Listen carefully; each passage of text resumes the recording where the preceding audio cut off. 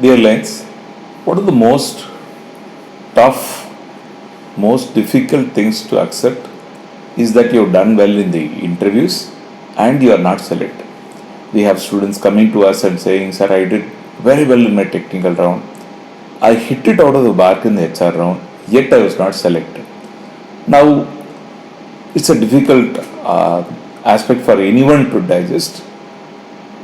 One of the most difficult conversations that somebody has to have is with such candidates who have done everything in their power, yet not selected.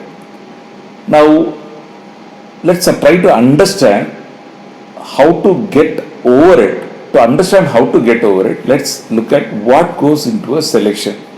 In a typical process, there is a technical round, there is a technical test, there is a technical interview, and there is a HR. Three sets of parameters. Let's assume that I have 5 vacancies and I shortlist 25 candidates. 25 candidates, each of these candidates is in 5 different panels. And then from each of these panels, candidates go to a HR. Let's assume that for simplicity, one common HR, all the candidates who have cleared the technical rounds have gone. Now, how many sets of parameters are at work? Number 1, technical test scores. Number 2, your score in that panel. Number 3, the other candidate score in the same panel. And then number 4, the HR's scores, HR round scores. Now, you have done well as far as that panel is concerned. Very good. You have done really well in that panel. The technical person who has interviewed you is very happy at you and he has moved you on to the HR. At the same time, you don't know what this panelist has told the other interviewers. Now, the other panelists, students who interviewed with this panelist might get a similar feedback. There might be somebody who is as good as you, better than you, as well who was interviewed, and the panelist cannot tell you, hey, you've done really well, man, but there was another guy before you who was similar to you or if not better than you. That the panelist cannot tell. The panelist will tell you, you have done really well based on your performance towards him. Now, let's assume that 5 people are going to this panel, 5 people are coming to me for an interview. I have told each of them that they have done really well, but their marks are different. The HR has told you that you have done great, you are one of the best candidates, when are you ready to join? In that moment, the HR is talking to you. But when the HR looks at the 10 people that have cleared the technical rounds, all 10 might have had a similar impression and there is a score at work. So when I put together these 3 parameters, your performance in the written exam, your performance in the technical interview related to other candidates, your performance related to the HR round, in the HR round, together these make up the selection process. Now, no company is going to go through all the lengths to lose a wonderful candidate. No company is going to go through all the lengths to lose a wonderful candidate. What you should do when you are faced with that, you know now that you were not selected initially. You were not selected initially. You should not lose your calm. You should wait patiently for a few days before making up your mind. You should wait patiently. Because we have seen a lot of times what happens, the person who was selected backs off and somebody else is given a chance. If you react in that moment, you might lose your chance of getting selected. The other second parameter is that lot of times panelists and HR say 5 people selected, 2 are standby. If I get the required approvals, I will select them. So you have to wait 1-2 weeks patiently for a call back. After that, during this time, what you can do, you can try to understand. There are multiple parameters into my selection, and the most important thing from my side is I have done well in the technical round. technical test, I know how to clear the technical test. I know how to clear a technical interview in my domain. I am a React.js developer. I know I have answered all the questions wonderfully. I know how to do this. Third, the HR interview. And you can go over the same questions with a mentor. You can go over the same questions with the mentor and say, here is my question, here is my answer, here was the question, here is my answer. All the questions you can debrief with a mentor, a friend of yours, somebody who can give you an unbiased opinion. A lot of times you've seen students come to us, talk to us, and give some answers which they thought in that moment was correct. They thought in their mind they were correct, but which have some obvious holes in them. Okay, here somebody who's a mentor, somebody who's a well-wisher, somebody who's a peer might be able to throw new light and say, no, this is not the way you should have answered this. Here is a better way of putting it, the answer. And that might be your grounds for self-improvement.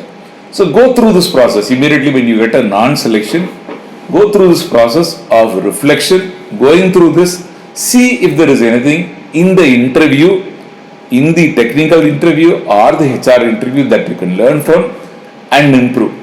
That is step number 1. Step number 2, tell yourself that something great is awaiting me, something wonderful is awaiting me. This was a practice interview for me. God has created this interview just so that when I get something better in the near future, I will be prepared. I will have a practice interview and the real interview is going to come immediately. So now you should tell yourself that a better chance, better opportunity than whatever, better opportunity with a larger CTC, better company, wonderful prospects, more prospects for promotion and growth awaits me.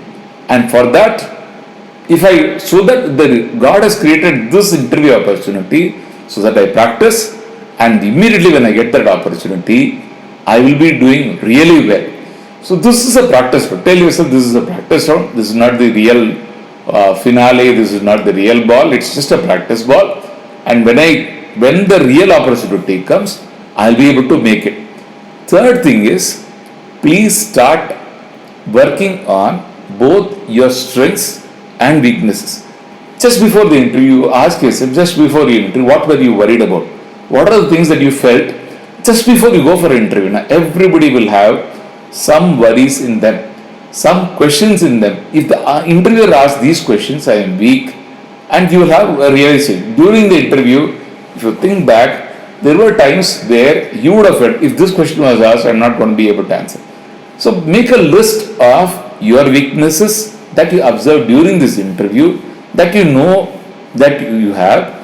Make a list of also the strengths. These are the questions that I answered really well. These are the domains that I excelled. These are the processes that I know I am very confident of. If some question is asked in these domains, I'll be able to answer them in a nice manner. There is absolutely no issue in these. Perfect them. Perfect your answers. Improve on the same domain. So, perfect your strengths. Make a plan for addressing your weaknesses. Your weaknesses are not going to go away in one day. Your weaknesses are not going to be gone in 1 day or 2 days. It takes a sustained effort to overcome your weaknesses. Make a plan, daily plan. Perfecting my strengths, improving my weaknesses. Rest assured, you follow this plan. You have a plan, you have a positive outlook. You tell yourself every day something better is going to come. I am going to succeed in my interviews. Something better awaits me. God created this opportunity so that when something better comes, I will succeed. God created this opportunity so that when something better comes, and something better is going to come for me very soon, all I have to do, work on my weaknesses slowly, perfect my strengths every day, and the better opportunity will come. Tell yourself that, make a plan, keep telling yourself that you will succeed, and lo and behold, you will succeed. God has created you for a reason. You are there for a reason. You are not there just to succeed. You are there to succeed gloriously. Every non-selection is the fire that should motivate you. If you have this positive attitude towards life, if you have this attitude to learn every day from not only your successes but also your failures, and these are not failures. That interview selection, non-selection is not a failure. Interview non-selection means something great is going to come for you. Learn from this experience. Please focus, work hard. Success will always be yours. Work hard, success will be yours. Focus, guys. A non-selection is not a rejection. A non-selection means something better is awaiting you. I believe in you. Do not worry. Please focus, make the plan, work hard.